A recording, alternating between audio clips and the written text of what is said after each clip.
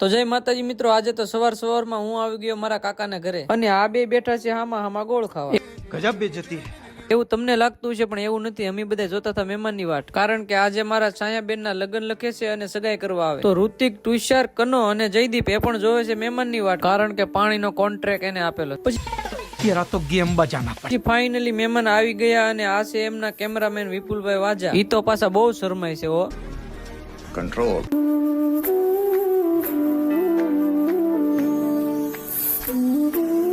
તો હવે ઋતિક અને કનો જાય છે મહેમાન ને પાણી પાવા. પછી બોલેરાના ડ્રાઈવર રસિકભાઈ બનાવી નાખી ચા. આ છે અમારા દમભાઈ. પછી ઋતિક આવી ગયો ખાંગડા હાકર વેસવા અને કરી લીધા મીઠા મોઢા. અને આ છે મારો ભાઈબંધ લાલો.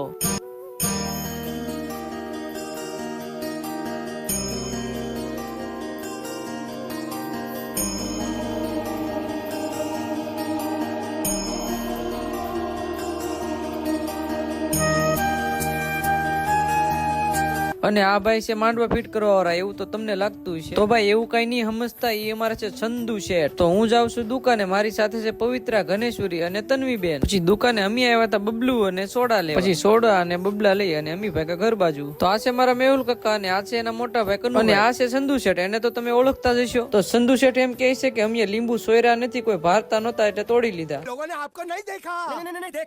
અને પછી થઈ ગયો મહેમાનને જમાડવાનો ટાઈમ, એટલે અમે આવી ગયા રૂમમાં જમાડવાની તૈયારી કરવા. અને પછી બેસાડી દીધા બધાને જમવા.